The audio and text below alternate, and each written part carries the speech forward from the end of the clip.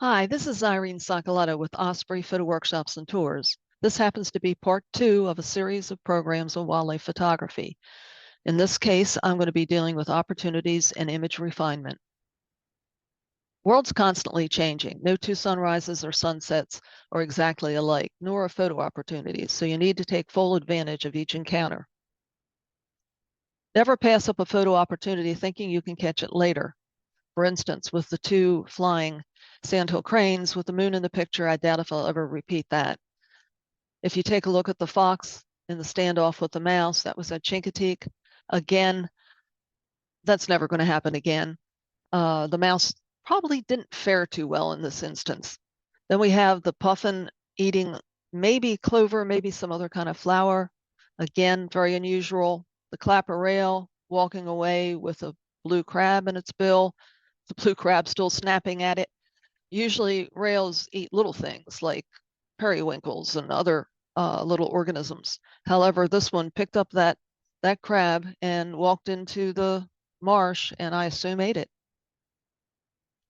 You need to be intimately familiar with your equipment. You want to make sure that you can make adjustments without looking at the camera. And when you initially get your camera, maybe you are looking down at the camera, but more you practice, the easier it becomes to know where your settings are.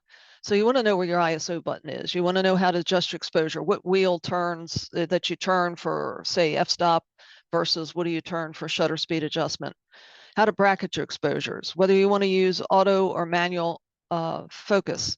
Autofocus sometimes has you lock on to something else other than the eye of your subject, so you may want to manually focus the lens, and you need to know how to do that.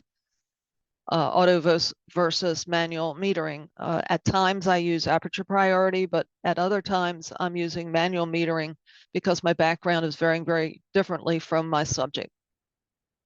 Recent cameras are very sophisticated and they have a number of what are called control buttons. They may be located on the lens itself or on the camera body, but you need to know where they're located and what they actually do. But the more you practice with the camera, the better off you're going to be. More time in the field also, the more photo opportunities. So be prepared for each situation so you can react quickly. Keep both eyes open. This was something odd for me and it's a little difficult for me to do, but it really made a difference in this photograph because the one eye is checking around with the surroundings. So basically I was trying to photograph a common gallinule, and out of the corner of my eye, I spotted this heron landing on a railing on a boardwalk that I happened to be. This was in Florida, and I was able to grab this shot. Visualize your desired image. When you spot an image, when you spot a subject, plan your approach. Be prepared. You need to consider a number of things. You know something about the behavior of the subject, so you know kind of what you want. You want to note the subject's nervousness. You want to plan your approach. Do you have to hide behind something to be able to get closer? We're going to talk more about approaching animals in a later segment. Lighting. Do you like the lighting from where you are? Do you want to move to a different position? What kind of lighting do you want? Background. You may have to shift your position for the background to be different, but you want a background that's non-distracting. You want to consider the subject size and distance because that has a lot to do with what lens you pick and what equipment you might be using. And then there's always the question of, do I need speed, shutter speed, or depth of field in the picture? Is the animal moving a lot? In this case, I would have needed a fairly fast shutter speed. When I'm looking for kingfishers, I kind of know where they sit. They like perches. When one is spotted, I'll sit there and observe its behavior. And I spotted this one at a distance away. I was driving. I kind of pulled over to the side of the road and I went, well, he's small. I'm going to use a long lens. I have a 600 millimeter with a 1.4 teleconverter. I'm going to try to shoot from the car. Getting out of the car is probably going to scare it. So I put a beanbag in the window and I put my lens and camera up on the beanbag and got ready to shoot. And then I slowly drifted forward and the bird was luckily fairly tolerant. And I sat there and shot this bird landing and bringing up a fish and preening and shaking off water, etc.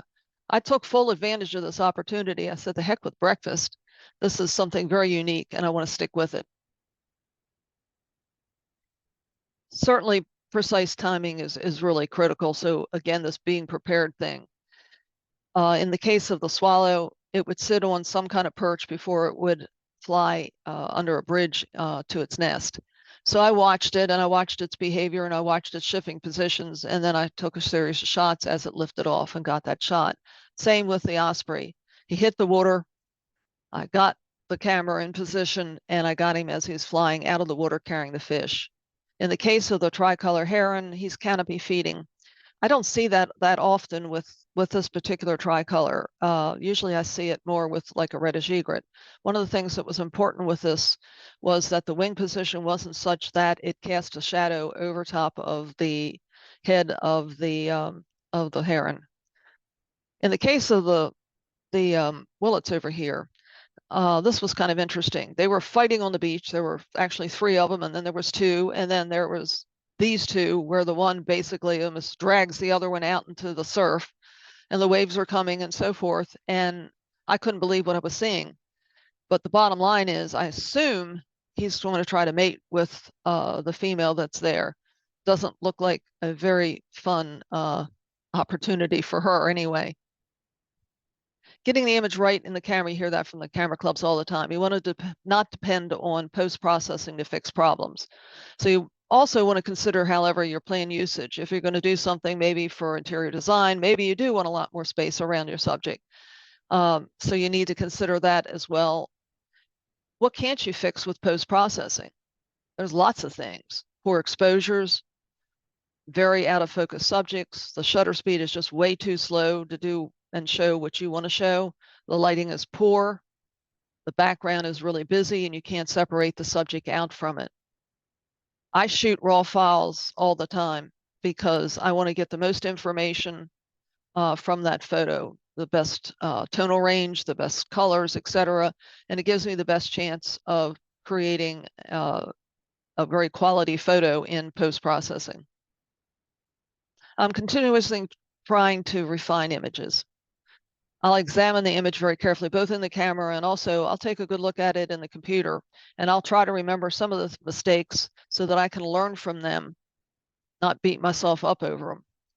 Examine your exposures, particularly take a good look at the histograms. Sometimes it's in the viewfinder and you can make adjustments there, certainly in playback or on the computer.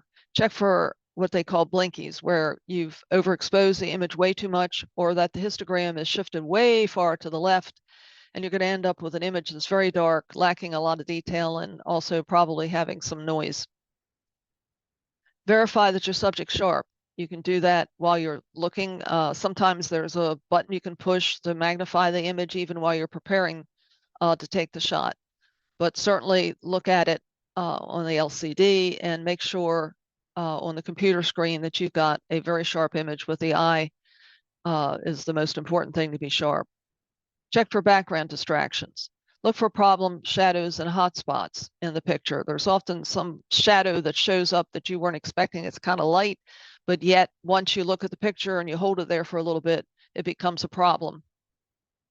Check for parts of the subject being cut off. Sometimes you do it intentionally for effect, but in a lot of cases it's accidental. Examine the edges of the frame for problems. In the case of this puffin, I had a long lens. He was just too close. I backed up some, but I just couldn't avoid cutting off his feet and his tail. In the case of the black skimmer there, this is more of what you're going to run into. You're trying to photograph something flying and you accidentally cut off the tip of the wing. In terms of the gannets, in the gannet colony, it's pretty busy, and the photograph and the background's pretty busy. So I wanted to show the interaction between 2 gannets, and I did it a lot better with the slower photograph. So this is coming to an end of this particular little segment of the programs that I'll be doing. Next one is going to deal with both the quality of light. The one after that is going to do with direction. We're going to look at composition, equipment, locating the subjects, anticipating behavior. You've seen a little bit of discussion of that in this presentation, safety and ethics. I hope you enjoyed this program, you gained something from it, and I hope you'll come back again and listen to a few more programs that attack a variety of subjects on wildlife photography to make your images better. Thank you very much.